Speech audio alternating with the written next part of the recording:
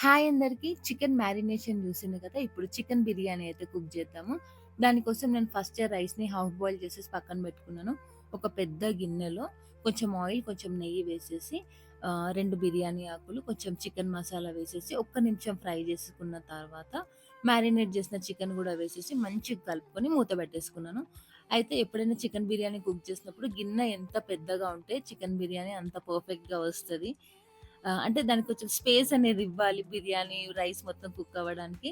Water మొత్తం separate అయిన తర్వాత హాఫ్ బాయిల్ చేసిన రైస్ గూడా వేసేసి, కొంచెం నెయ్యి, బిర్యానీ మసాలా వేసేసి, కొన్ని వాటర్ స్ప్రింకిల్ చేసేసి మూత పెట్టేసుకున్నాను. ఎగ్జాక్ట్‌గా 16 మినిట్స్ పెట్టుకున్నాను. 16 మినిట్స్ తర్వాత మన బిర్యానీ అనేది రెడీ అయినట్టే. అయితే ఇక్కడ నేను బాస్మతి రైస్ యూజ్ చేయలేదు.